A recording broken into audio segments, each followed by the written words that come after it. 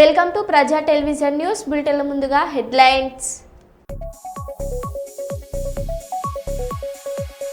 మారు వేషంలో గుంటూరు జీజీహెచ్ ఆకస్మిక తనిఖీ చేసిన సూపరింటెండెంట్.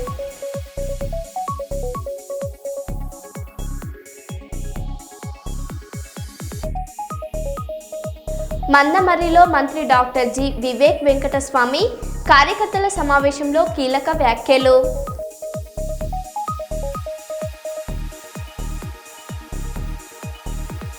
ఘనంగా సుబ్రహ్మణ్యేశ్వర స్వామి షష్ఠి.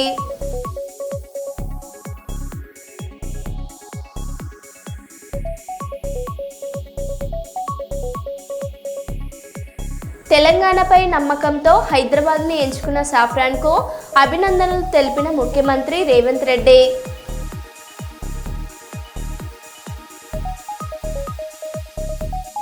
కూలిన రైల్వే కమాన్, భారీ ట్రాఫిక్ జామ్.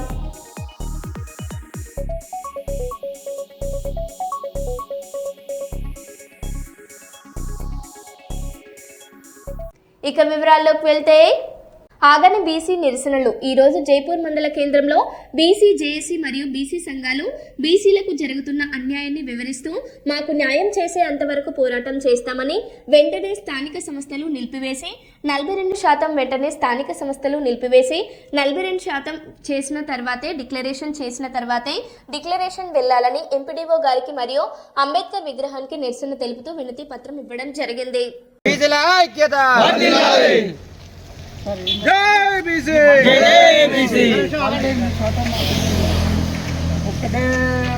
ఒకటే సీటు ఇచ్చారు. ఇది ఏ లెక్కన ఇచ్చారు ప్రభుత్వం అని మేము అడుగుతున్నాం. అసలు అది అర్థమవుతలేదు. 22% అన్నా 48% ఉంటే మాకు ఒక 8 సీట్లు అన్నా రావాలి. అది ఏ విధంగా ఇచ్చారు అని రాష్ట్ర ప్రభుత్వాన్ని గట్టిగా అసలు ఏ లెక్కన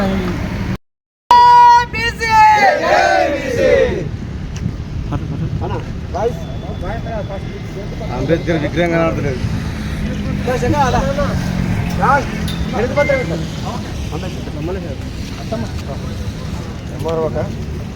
మేడం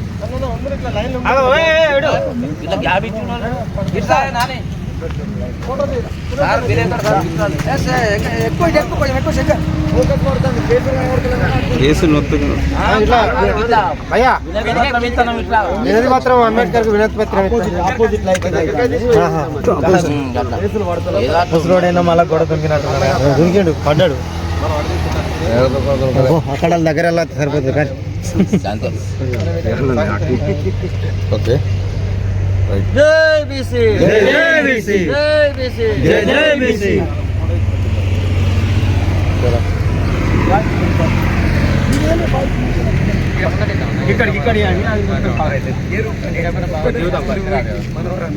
అది శివారం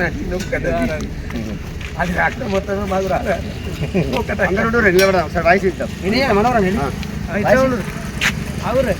అందరం దగ్గర రావే అందరూ మెట్ల మీద ఉంటే కరెక్ట్ పడతారు.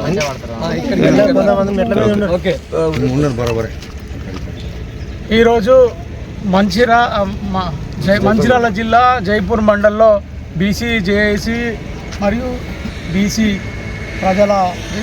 నాయకుల ఆధ్వర్యంలో ఎంపీడీఓ గారికి ఒక వినతి పత్రము అదేవిధంగా నిరసన వ్యక్తం చేస్తూ అంబేద్కర్ గారు కూడా ఒక వినతి పత్రం ఇవ్వడం జరిగింది. ఏంటిదంటే ఈ రాష్ట్ర ప్రభుత్వము బీసీలకు చేసిన అన్యాయం పైన మేము స్థానిక సంస్థల రిజర్వేషన్లను తప్పుల తడగా ఉండి దాన్ని నిరసిస్తూ మేము ఈరోజు ఈ కార్యక్రమాన్ని చేయడం జరుగుతుంది.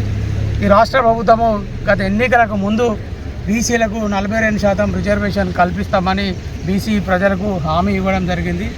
దాని మేరకు అనేక రకమైన దానికి సంబంధించిన బీసీ జనగణన కూడా చేయడం జరిగింది. ఇప్పుడు ఈ రాష్ట్ర ప్రభుత్వము స్థానిక సంస్థల ఎన్నికలకు పోతున్నామని చెప్పి మొత్తంగా తెలంగాణలో ఉన్న బీసీ ప్రజలకు అన్యాయం చేస్తూ ముఖ్యంగా ఈ జైపూర్ మండలంలో మా బీసీ ప్రజలు 48% ప్రజలు ఉన్నారు. కానీ స్థానిక సంస్థల ఎన్నికలలో సర్పంచులను ఒకే ఒక స్థానాన్ని కేటాయించడాన్ని బీసీ జేఏసీ ఈ మండల ప్రజలు తీవ్రంగా వ్యతిరేకిస్తున్నాము, ఖండిస్తున్నాము. ఈ రాష్ట్ర ప్రభుత్వం వెంటనే దీనిపైన పునరాలోచన చేసి మా బీసీలకు జరిగిన అన్యాయాన్ని మళ్ళీ పునరాలోచన చేయాలని బీసీ జేఏసీగా మేము డిమాండ్ చేయడం జరుగుతుంది. లేని పక్షంలో బీసీ ప్రజలందరూ మీ ప్రభుత్వానికి, మీ రాష్ట్ర ప్రభుత్వానికి ఒక హెచ్చరిక కూడా చేయడం జరుగుతుంది. స్థానిక సంస్థల ఎన్నికలలో మీ పార్టీకి బీసీ ప్రజలందరూ ఓటు వేయకుండా మేము బీసీ ప్రజలను చైతన్యవంతం చేస్తామని ఇది ఒక రాష్ట్ర ప్రభుత్వానికి హెచ్చరిక కూడా చేయడం జరుగుతుంది.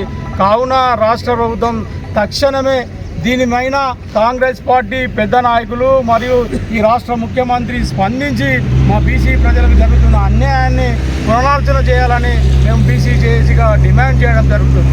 జై బీసీ, జై బీసీ, జై బీసీ.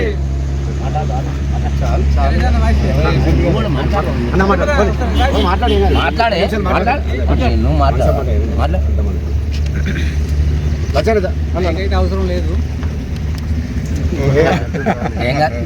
ఈరోజు మరి మన రాష్ట్ర ప్రభుత్వము స్థానిక భారత రాజ్యాంగ దినోత్సవం సందర్భంగా మాదిగ సంక్షేమ పరిషత్ ఆధ్వర్యంలో సంఘ వ్యవస్థాపక అధ్యక్షులు తేనేటి సురేష్ మాదిగ ఆదేశాల మేరకు బుధవారం కర్నూలు జిల్లాలోని అంబేద్కర్ భవన్ నందు రాజ్యాంగ నిర్మాత డాక్టర్ బిఆర్ అంబేద్కర్ గారి విగ్రహానికి ఘన నివాళులు అర్పించడం జరిగింది. ఈ సందర్భంగా ఎంఎస్పీ రాష్ట్ర అధ్యక్షులు దరూరు నరేష్ మాదిగ మాట్లాడారు. అంబేద్కర్ జోహార్, డాక్టర్ బిఆర్ అంబేద్కర్ గౌరవిద్దాం, భారత రాజ్యాంగాన్ని గౌరవిద్దాం, కాపాడుకుందాం, భారత రాజ్యాంగాన్ని కాపాడుకుందాం. జోహార్ డాక్టర్ బిఆర్ అంబేద్కర్. వర్ధిల్లాలి మాదిగ సంక్షేమ పరిషత్, వర్ధిల్లాలి మాదిగ సంక్షేమ పరిషత్, వర్ధిల్లాలి వ్యవస్థాపక అధ్యక్షుడు తెన్నేటి సురేష్ మాదిగ గారి నాయకత్వం, వర్ధిల్లాలి తెన్నేటి సురేష్ మాదిగ గారి నాయకత్వం. జై మాదిగ, జై మాదిగ, జై మాదిగ, జై మాదిగ. వర్ధిల్లాలి మాదిగ వికలాంగుల ఐక్యత, వర్ధిల్లాలి మాదిగ మహిళల ఐక్యత, వర్ధిల్లాలి మాదిగ లాయర్ అసోసియేషన్ ఐక్యత, వర్ధిల్లాలి మాదిగ ఉద్యోగస్తుల ఐక్యత, వర్ధిల్లాలి దళిత సంఘాల ఐక్యత. జై మాదిగ, జై మాదిగ, వర్ధిల్లాలి ఎంఎస్పీ సంఘం, వర్ధిల్లాలి ఎంఎస్పీ సంఘం. జోహార్ డాక్టర్ బిఆర్ అంబేద్కర్, జోహార్ డాక్టర్ బాబు జగ్జీవన్ రామ్, జోహార్ డాక్టర్ బాబు జగ్జీవన్ రామ్.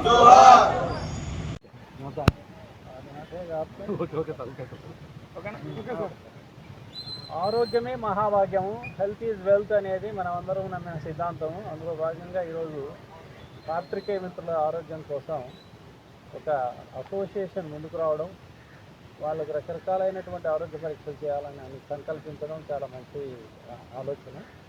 ఇలాంటి ఆలోచనను మనం ప్రోత్సహించాల్సిన బాధ్యత ఉంది కాబట్టి నేను కాస్త బిజీగా ఉన్నప్పుడు కూడా ఇక్కడ దాకా రావడం జరిగింది.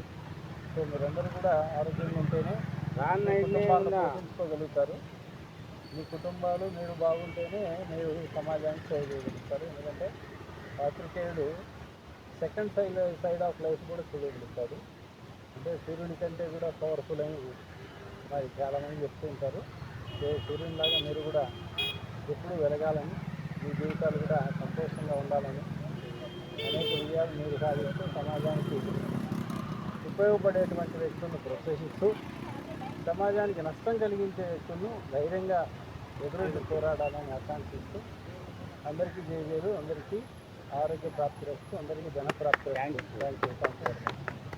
ఈరోజు నిర్వహించినటువంటి ఉచిత వైద్య శిబిరం మెడికవర్ హాస్పిటల్ శిబిరం దిగ్విజయంగా జరుగుతుంది.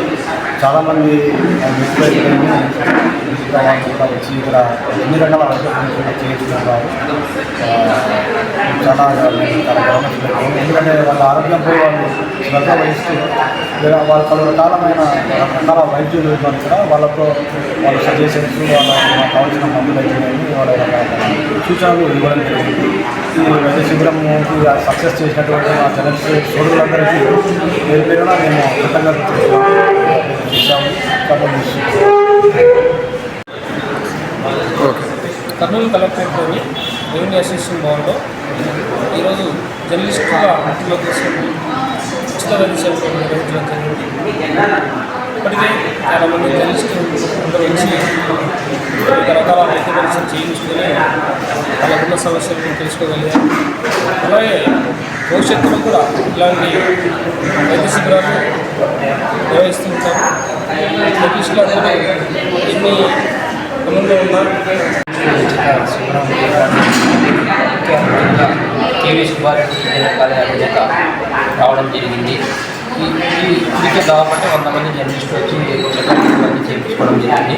విజయవంతము జరిగింది. Thank you. ప్రింట్ ఎలక్ట్రానిక్ మీడియాలో పనిచేస్తున్న జర్నలిస్టులను ఆరోగ్యం పట్ల చికిత్సలు చేయించుకున్నందుకు ఈరోజు కర్నూలు కలెక్టర్ కార్యాలయం రెవెన్యూ భవనంలో మెడికవర్ హాస్పిటల్ సహకారంతో జర్నలిస్టులకు ఉచిత వైద్య శిబిరం ఏర్పాటు చేయడం జరిగింది.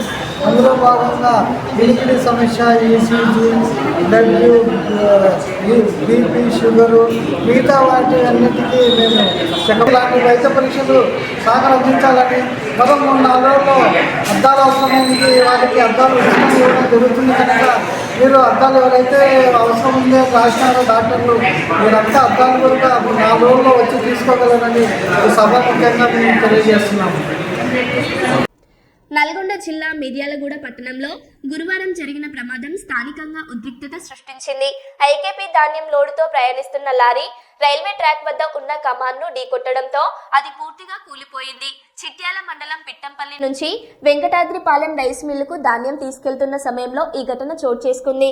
కమాన్ కూలిపోవడంతో రహదారిపై భారీ ట్రాఫిక్ జామ్ ఏర్పడి ప్రయాణికులు తీవ్ర ఇబ్బందులు ఎదుర్కొంటున్నారు. ప్రమాదం జరిగిన వెంటనే లారీ డ్రైవర్ అక్కడి నుంచి పారిపోయాడు. ఘటనపై పోలీసులు దర్యాప్తు ప్రారంభించారు.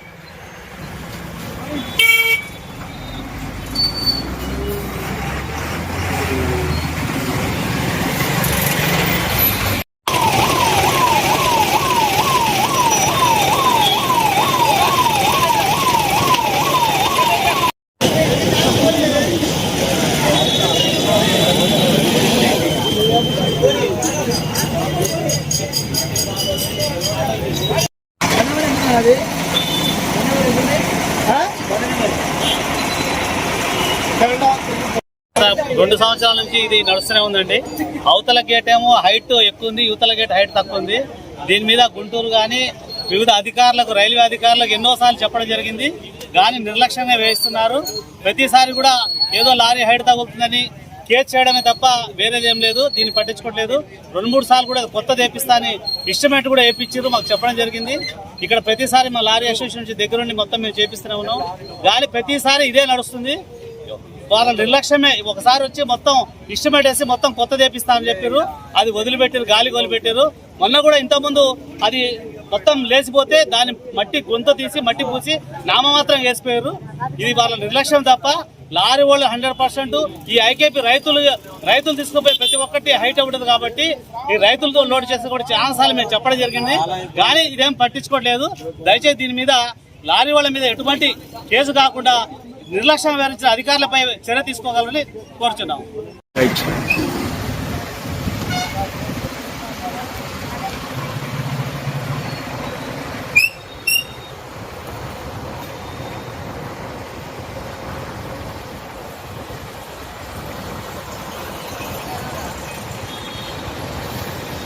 అక్కడ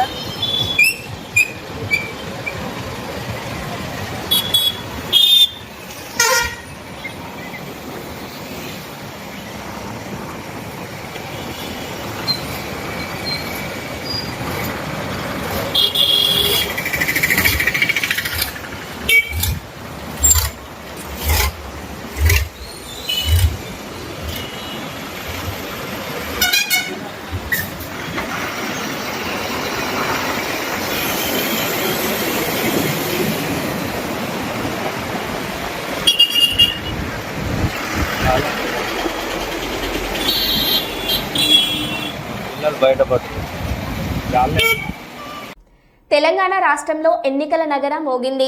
నిన్నటి నుండి కోడ్ అమల్లోకి ఎన్నికల కమిషన్ తీసుకురావడంతో రాష్ట్రంలోని అన్ని జిల్లాలలో హడావిడి కనిపిస్తుంది. ములుగు జిల్లాలలో జరగబోయే గ్రామ పంచాయతీ ఎన్నికలు 3 దఫాలుగా జరుగుతాయని కలెక్టర్ దివాకర్ టిఎస్ తెలిపారు. సుప్రీం కోర్టులో స్టే ఆర్డర్ ఉంది కాబట్టి మంగపేట మండలంలో మనము గ్రామ పంచాయతీ ఎలక్షన్స్ ఇప్పుడు నిర్వహించట్లేదండి. ఓకే, నమస్కారం.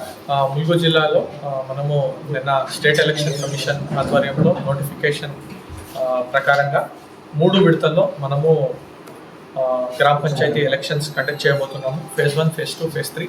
ఫేజ్ 1లో తాడ్వాయి, గోవిందరావుపేట్, ఏటూరు నగరం. ఫేజ్ 2లో ములుగు, మల్లంపల్లి, వెంకటాపూర్. ఫేజ్ 3లో కన్నాయిగూడెం, బాజేడు, వెంకటాపురం మండలాలు ఎలక్షన్స్కి వెళ్ళబోతున్నాయి. నిన్న నుంచే ఎంసీసీ కోడ్ అమలులో ఉంది. మనం కూడా ఎఫ్ఎస్టీ, ఎస్ఎస్టీ టీమ్స్ని కూడా యాక్టివేట్ చేశాము. ఎంసీఎంసీ టీమ్స్ని కూడా యాక్టివేట్ చేశాము.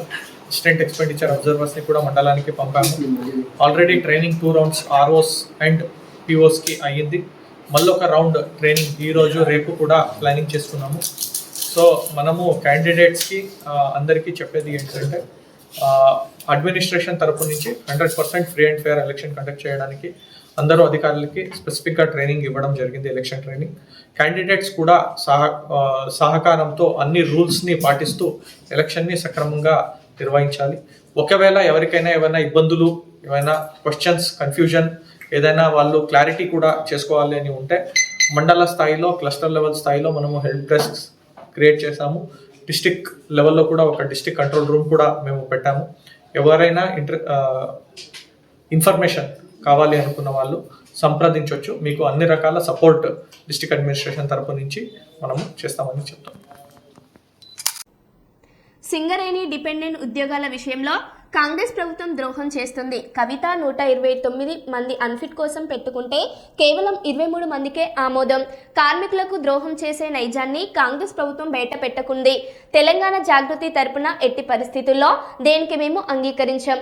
ప్రజా పోరాటాల ద్వారా ప్రభుత్వానికి బుద్ధి చెప్తామని తెలంగాణ జాగృతి అధ్యక్షురాలు కవిత అన్నారు. తక్షణమే ప్రభుత్వం మెడికల్ బోర్డు పెట్టడం జరిగింది. మెడికల్ బోర్డు పెట్టిరు, మంచిగానే ఉంది వీళ్ళు అని అనుకుంటే మళ్ళీ ఒకసారి కాంగ్రెస్ పార్టీ తన యొక్క నిజమైనటువంటి నైజాన్ని బయట పెట్టుకొని కార్మికులకు ద్రోహం చేసింది. మెడికల్ బోర్డు పెట్టింది 129 మందికి. ఈ 129 మంది అందరికందరు కూడా ఆ ఉద్యోగాలు తమ పిల్లలకో తమకు కావాల్సిన వాళ్ళకో ఇచ్చుకోవాలని అనుకున్నారు. తద్వారా వాళ్ళు రిటైర్ అయి భవిష్యత్తులో సింగరేణిలో పనిచేయడానికి మంచి యువరక్తాన్ని ఎక్కించడంతో పాటు వారి కుటుంబం బాగుంటుందని చెప్పి వీళ్ళందరూ కూడా భావించారు. కానీ 129 మందిలో కేవలం 23 మందిని మాత్రమే అన్ఫిట్ చేయడం జరిగింది. అంటే ఇది కేవలం 17.8% మందికి మాత్రమే అన్ఫిట్ చేయడం జరిగింది. మిగతా 65% మందిని సింపుల్గా అండర్ గ్రౌండ్ మైన్లకు వెళ్ళి తీసి సర్ఫేస్లు ఇచ్చిండ్రు. అందులో కూడా సీనియారిటీని పాటించలేదు. అందరికీ మళ్ళీ జనరల్ అసిస్టెంట్ అంటే ఇదివరకు మనం జనరల్ మజ్దూర్ అనేది ఆ పొజిషన్లో ఇవ్వడం జరిగింది. అంటే 10 మంది మీద పనిచేసినటువంటి వాళ్ళు కూడా ఇవాళ 10 మందిలో ఒకరుగా పనిచేసేటటువంటి పరిస్థితి తీసుకొచ్చింది. అసలు ఫస్ట్ ఆఫ్ ఆల్ వాళ్ళు పని కంటిన్యూ చేయలేము, మాకు చేతనైతే లేదు, మా పిల్లల భవిష్యత్తు కోసం ఉద్యోగాలు ఇవ్వండి అని అడిగితే ఇంతమందిని మరి జనరల్ మజ్దూర్స్గా సర్ఫేస్లో వేయడం, కేవలం 18% మందికి మాత్రమే అన్ఫిట్ చేయడం, ఇది ఎట్టి పరిస్థితుల్లో కూడా మనం ఒప్పుకోకూడదు. అంతకుముందు మేమున్నప్పుడు దగ్గరగా ఉండి చాలా బలంగా అధికారులను ఒప్పించి 80-85% వరకు కూడా అన్ఫిట్ అయ్యేటట్టు చూసేది. మిగిలిన వాళ్ళని కూడా మళ్ళీ మెడికల్ బోర్డులు పెట్టి అన్ఫిట్ అయ్యేటట్టు చూసేది. ఇదంతా ఎందుకోసం చేసేది? డిపెండెంట్ ఉద్యోగాలు ఉండాలి, సింగరేణి సంస్థ కొనసాగాలి, సింగరేణి గనిలో పనిచేసి తన నడుములు పోయేదాకా పనిచేసినటువంటి కార్మికుడి యొక్క బిడ్డల భవిష్యత్తుకు భరోసా ఉండాలని ఇదంతా చేసేది. కానీ ఆ స్పిరిట్ మొత్తం తుంగలో దొక్కేసింది కాంగ్రెస్ పార్టీ ఇవాళ. ఆ అంశాలే లేకుండా, ఆలోచనే లేకుండా, సింగరేణి మీద కనీసం ప్రేమ లేకుండా ఓన్లీ 18% మందికి అన్ఫిట్ చేయడం అంటే ఇది చాలా అన్యాయం. అంటే పోరాటాలు చేసి రోడ్ల మీద పడేదాకానేమో మెడికల్ బోర్డు పెట్టిన తర్వాతనేమో మళ్ళీ ఇది ఒకటి దొడ్డిదారిన అన్యాయం చేయడం ఇది కరెక్ట్ కాదు. ఎవరినైతే మీరు ఆ 84 మందిని మీరు మళ్ళా తీసి సర్ఫేస్లో వేసిండ్రో వాళ్ళందరూ కూడా అన్ఫిట్ కావాలనే కోరుకున్నారు. వాళ్ళందరినీ కూడా అన్ఫిట్ చేయండి. అదేవిధంగా అంతకుముందు ఒక 54 మందితో మీరు మెడికల్ బోర్డు పెట్టిండ్రు. దానిలో తీవ్రమైన అన్యాయం చేస్తూ కేవలం 4 మాత్రమే అప్పుడు అన్ఫిట్ చేసిండ్రు. మరి ఆ 50 మందిని మీరు గంగకు వదిలేసినట్టేనా? ఆ 50 మందిని ఎందుకు మీరు మెడికల్ బోర్డుకు పిలవలేదు? తక్షణమే వాళ్ళని కూడా పిలవండి.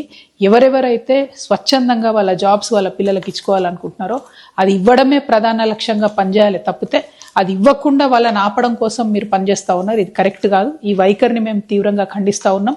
మీరు మారకపోతే మళ్ళీ ప్రజా పోరాటాల ద్వారానే మీకు బుద్ధి చెప్తాం. Thank you. జై Telangana.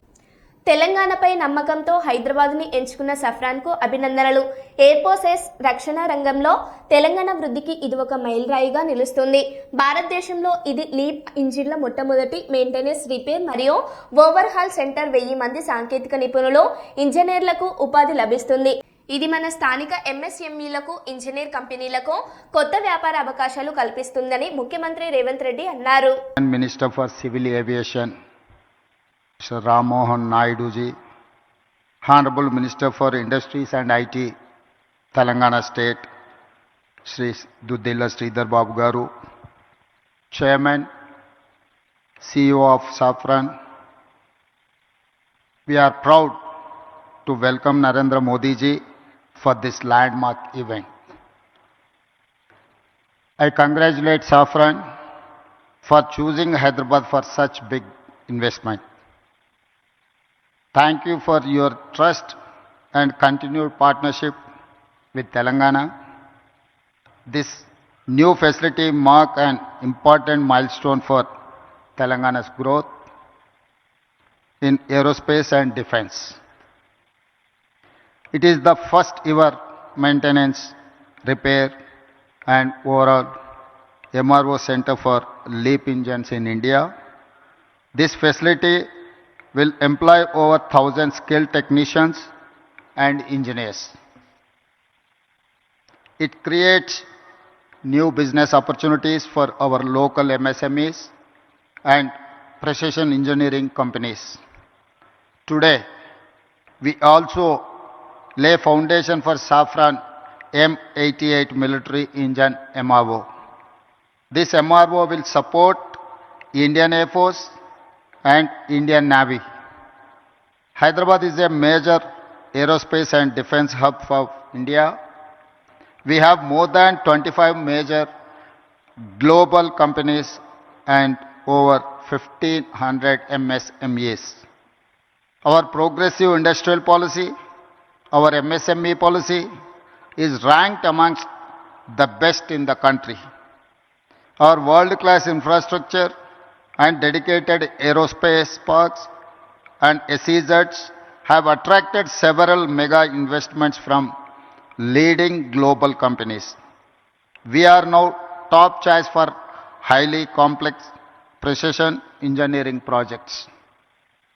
Hyderabad is chosen by like of Safran, Boeing, Airbus, Tata, Bharat Forge and others for manufacturing and research and development. Hyderabad is one of the leading MRO and aero engine hubs in India. Our exports in aerospace and defense doubled last year, reaching rupees 30,742 crore in 9 months, overtaking our pharma exports for first time. Telangana consistently wins Best Award for Aerospace from Ministry of Civil Aviation, and Hyderabad is globally ranked number 1 in cost effectiveness by Financial Times rankings for aerospace. We are building a Bharat Future City spread in 30,000 acres of land. It will be planned totally green, net zero and India's answer to New York, Tokyo, Dubai, or Singapore, or South Korea. I invite you all, Honorable Prime Minister Modi ji, to Telangana Rising 2047 Global Summit at Bharat Future City on December 8th and 9th to unveil our vision. We wish to become a 1 trillion strategy by 2034 and $3 trillion by 2047, associating with Viksit Bharat plan. I also appeal to Honorable Prime Minister Narendra Modi ji to declare Bangalore Hyderabad as a defense and aerospace corridor that will contribute to Viksit Bharat. Jai Telangana, Jai Bharat.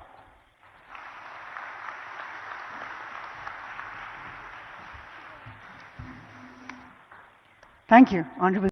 మరో బులెటిన్లో మళ్ళీ కలుద్దాం. Stay tune.